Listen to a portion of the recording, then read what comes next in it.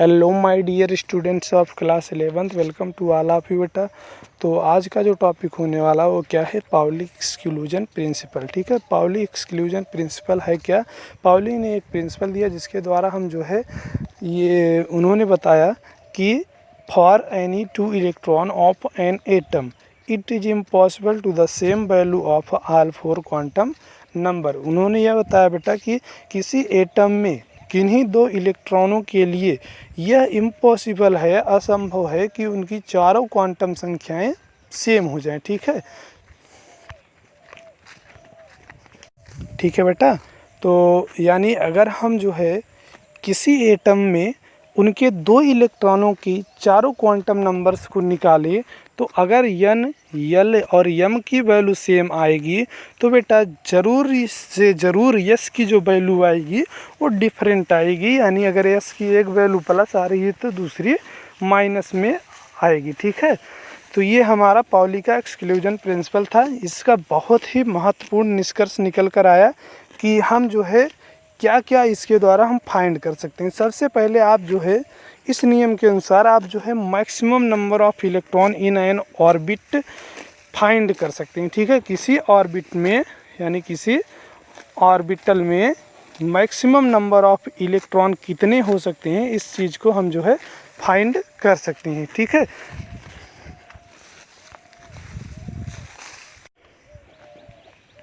है बेटा।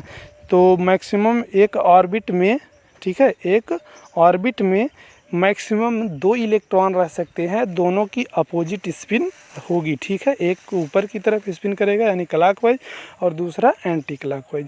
और उसके बाद maximum number of electron in subshell, किसी भी सबसेल में हम जो है मैक्सिमम नंबर ऑफ इलेक्ट्रॉन भी फाइंड कर सकते हैं इस नियम के अनुसार। जैसे यस सबसेल में दो इलेक्ट्रॉन मैक्सिमम रहेगा क्योंकि एक ही ऑर्बिटल होता है, उसमें एक ही ऑर्बिटल होता है। यस ऑर्बिटल में, यस सबसेल में एक ही ऑर्बिटल होता है जिसमें दो ही इलेक्ट्रॉन रह सकते हैं और दोनों अपोजिट स्पिन करते हुए। ठीक है बेटा, अगर तीसरा इलेक्ट्रॉन लेके आएंगे तो यस की जो वैल्यू होती है वो एक तो प्लस आएगी, दूसरा -1/2 आएगी और तीसरा फिर से अगर +1/2 आ गई तो आप यहाँ पर पाउली एक्सक्लूजन प्रिंसिपल यहाँ पर फेल हो जाएगा। ठीक है, तो इसीलिए मैक्सिमम यस सबसेल में दो ही इलेक्ट्रॉन रह सकते हैं। उसके बाद बेटा maximum number of electron in P subshell में जो है मैक्सिमम नंबर ऑफ इलेक्ट्रॉन कितने होंगे, 6 होंगे। ठीक है, 2 2 2 क्योंकि पी में 3 ऑर्बिटल होते हैं।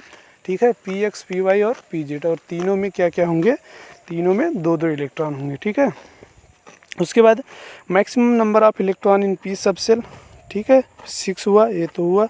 Maximum number of electron in D subshell में मैक्सिमम नंबर ऑफ इलेक्ट्रॉन बेटा 10 होंगे क्योंकि डी में 5 ऑर्बिटल होते हैं, डी एक्स वाई, ठीक है, d y z, d z x तथा d x square y square तथा डी जेड स्क्वायर, ये 5 ऑर्बिटल होते हैं और प्रत्येक ऑर्बिटल में 2 2 इलेक्ट्रॉन यानी 10 इलेक्ट्रॉन रहेंगे। ठीक है, उसके बाद maximum number of electron in F subshell 14 क्योंकि एफ में 7 ऑर्बिटल होता है और एक ऑर्बिटल में 2 इलेक्ट्रॉन, तो एफ सबसेल में टोटल 14 इलेक्ट्रॉन। और maximum number of electron in a shell, एक सेल में कितने नंबर ऑफ इलेक्ट्रॉन होंगे मैक्सिमम, वो बेटा आपका कितना है 2n², यानी जो उसका जो सेल नंबर होगा यानी पहला सेल है कि दूसरा सेल है इस बात पर डिपेंड करेगा।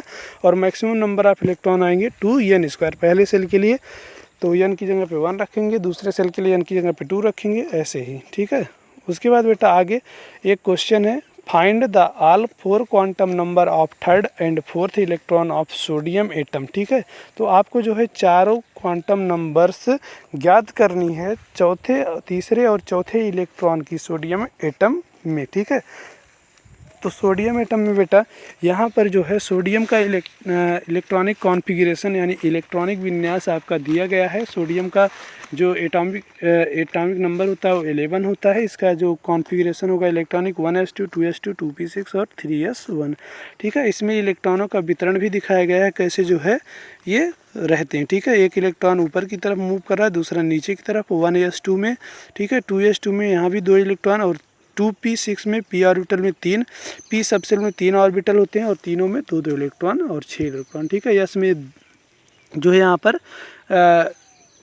एक ऑर्बिटल होता है, इसमें 2 इलेक्ट्रॉन, लेकिन पूरा यह कंप्लीट नहीं है क्योंकि अब जो है टोटल 11 ही इलेक्ट्रॉन होते हैं, तो इसीलिए केवल इसमें सिंगल इलेक्ट्रॉन है। इसी इलेक्ट्रॉन का जो है 3s1 इलेक्ट्रॉन का सोडियम जो है त्याग करता है, यानी निकालता है, और Na प्लस बनाता है और अपना जो ऑक्टेट होता है उसको कंप्लीट कर लेता है। ठीक है, तो here third and fourth electron of sodium atom belongs in 2s orbital. जो तीसरा और चौथा इलेक्ट्रॉन है वो 2s ऑर्बिटल में बिलोंग कर रहा है। ठीक है, फॉर थर्ड इलेक्ट्रॉन, तीसरे इलेक्ट्रॉन के लिए यह 2s में अगर बिलोंग कर रहा है बेटा तो n की वैल्यू 2 हो गई, और s ऑर्बिटल के लिए s ऑर्बिटल में है तो l की वैल्यू 0 होगी। अगर l की वैल्यू 0 होगी तो m की भी वैल्यू 0 आएगी, पीछे बताया गया था, और यहाँ से s की वैल्यू ±1/2 होगी। ठीक है, फॉर फोर्थ इलेक्ट्रॉन के लिए चौथा इलेक्ट्रॉन भी 2s ऑर्बिटल में ही बिलोंग कर रहा है, तो इसीलिए n बराबर 2, l बराबर 0 क्योंकि s ऑर्बिटल है, उसके बाद m बराबर 0,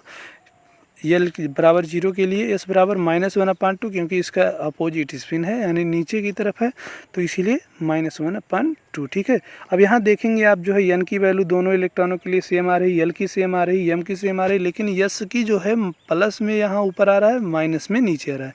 तो यही पॉली एक्सक्लूजन प्रिंसिपल है कि अगर l, m, n की वैल्यू सेम आ गई लेकिन आप जो है s की वैल्यू सेम नहीं आएगी, तो ये वेरीफाई करता है पॉली एक्सक्लूजन प्रिंसिपल को। ठीक है बेटा, तो okay, thank you to all of you. Next video में आपका नेक्स्ट टॉपिक जो होगा वो पढ़ाया जाएगा जिसका नाम है अबाव प्रिंसिपल तथा n+l रूल। ठीक है।